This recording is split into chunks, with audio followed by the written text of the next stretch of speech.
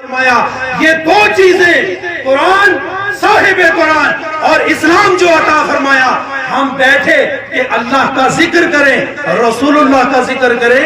N یہی عالم تھا کہ حضور آئے، حضور نے پوچھا ما اجلسکم،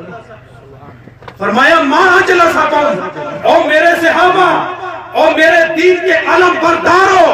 اپنی جان قربان کرنے والوں، اپنا مال قربان کرنے والوں، اپنی اولاد قربان کرنے والوں، ما اجلسکم، اور یہ تو بتاؤ کہ میں تمہیں یہ جلسہ کیسا، یہ ذکر کیسا، یہ فکر کیسی، یہ باتیں کیسی، یہ حسن و جمال کیسا؟ تو وہ صحابہ عرض کرتے ہیں یا رسول اللہ ہم اللہ کا شکر ادا کر رہے ہیں کہ اس نے اسلام دیا اور آپ کی صورت میں اللہ نے ہم پر انعام فرمایا۔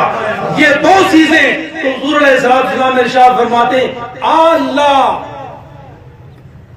ما اجلسکم الا ذالک،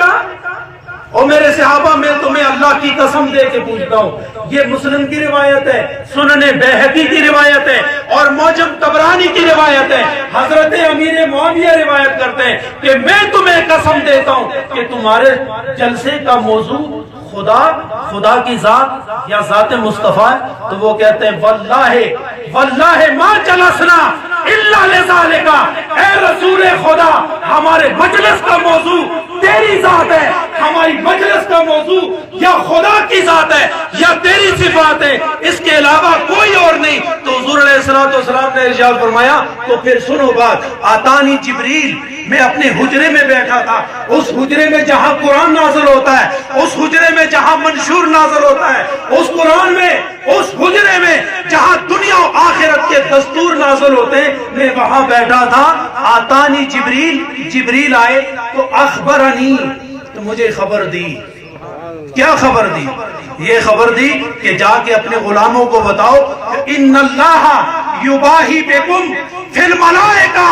او امت مصطفی، اور آپ غور سے سنو کہ وہ صحابہ جو مسجد میں بیٹھے حضور ان کے پاس آ کے کہتے ہیں کہ جبریل نے یہ خبر دی کہ یہ جو آپ کے غلام آپ کا تذکرہ کر رہے ہیں نا، تو خدا عرش پر اپنے فرشتوں کے سامنے تم سب پر فخر کر رہا ہے۔ تم سب پر کیا کر رہا ہے؟ فخر کر رہا ہے۔ اہلیان ترارکھل اور اس مجلس ولادت میں بیٹھنے والوں، میلاد کی محفل میں بیٹھنے والوں، یہ کتنا حسین موقع ہے، وہی حدیث ہے، وہی باتیں ہیں۔